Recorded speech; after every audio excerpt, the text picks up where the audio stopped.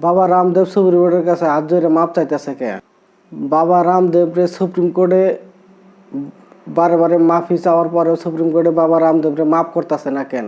চলেন আজকের এই ভিডিওতে আমরা এই বিষয়ে আলোচনা করি যে বাবা রামদেবের কি এর জন্য সুপ্রিম কোর্টে মাফ করতেছে না, কি কারণে সুপ্রিম কোর্টে বাবা রামদেবরে দুইবার মাফি মাঙ্গার পরেও তারপরেও বাবা রামদেবরে মাফ করতেছে না। এইটা জানার জন্য আঙ্গরে 2020-এ যাওয়া লাগবে, যখন করোনা ভয়াবহ রূপ নিছাল সারা বিশ্ব সুদ্ধা। যখন সারা বিশ্ব কোনো জায়গাত করোনার ভ্যাকসিন পাওয়া গেল না, কোনো মেডিসিন কাম করে না করোনার, তখন বাবা রামদেব করোনিল নামে একটা মেডিসিন নিয়ে আইসাল।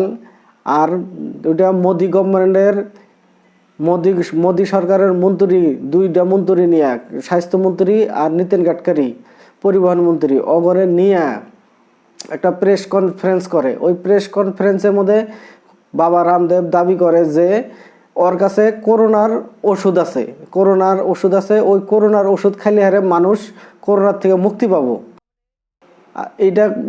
এই করোনিল কিটে বাবা রামদেব দাবি করতে চাল যে এই করোনাল কিটের ওষুধগুলা খাইলে হারে মানুষ ভালো হবো, করোনা হবো না কোনোদিনও, এই ধরনের দাবি করতে চাল। আর এটা সারা নিউজ চ্যানেলগুলোতে বহুতভাবে প্রচার করতে চাল, কিন্তু এটার কোনো বৈজ্ঞানিকভাবে পরীক্ষা নিরীক্ষা করা আসাল না।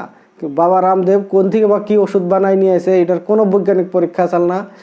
জয়পুরের এক মেডিকেল কলেজে পরীক্ষা করা বিলে বাবা রামদেব দাবি করছাল, কিন্তু ওই মেডিকেল কলেজ থেকেও কইসাল যে না, আমরা এই ধরনের কোনো পরীক্ষা করি নাই কে। তারপরে মেডিকেল অ্যাসোসিয়েশনের থেকে এটার বিরুদ্ধে মোদি সরকারের কাছে আবেদন করছাল যে এটার কোনো বৈজ্ঞানিক তথ্য নাই বা বৈজ্ঞানিক পরীক্ষা নাই যে এটা খালি হারে করোনা ভালো হবো। তার জন্যে এই অ্যাডভার্টাইজমেন্টগুলো বাদ দেওয়া লাগে বা অ্যাডভার্টাইজগুলো আর যাতে টিভি চ্যানেলে করে না, তার জন্য বাবা রামদেবরে রিকোয়েস্ট করা লাগে। ওটার জন্যে মোদি গভর্নমেন্টে বাবা রামদেবরে কইসালো, কিন্তু বাবা রামদেব কি করলো, টিভি চ্যানেলগুলো তো অগরে কত মতো লাখ লাখ করোড় টাকা দিল, দিয়ে হেরা লাখ লাখ করোড় টাকা দিয়ে হেরা রামদেব কি করলো, পুরো অ্যাডভার্টাইজমেন্ট করলো। অ্যাডভার্টাইজমেন্ট করার জন্য কি হলো, সারা দেশের মধ্যে করোনিল এইভাবে বেচা ধরলো, যেটা 550 টাকার করোনিলের দাম, ওইটা 1800, 2000, 1500 টাকা বিলাকের মধ্যে বিক্রি শুরু হয়ে গেল গা।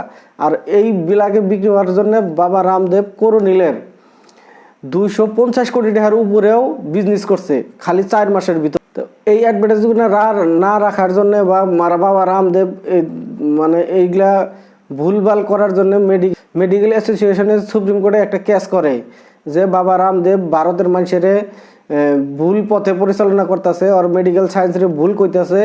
ওই জন্যে এইটার বিরুদ্ধে মেডিকেল অ্যাসোসিয়েশন সুপ্রিম কোর্টে কেস করছাল।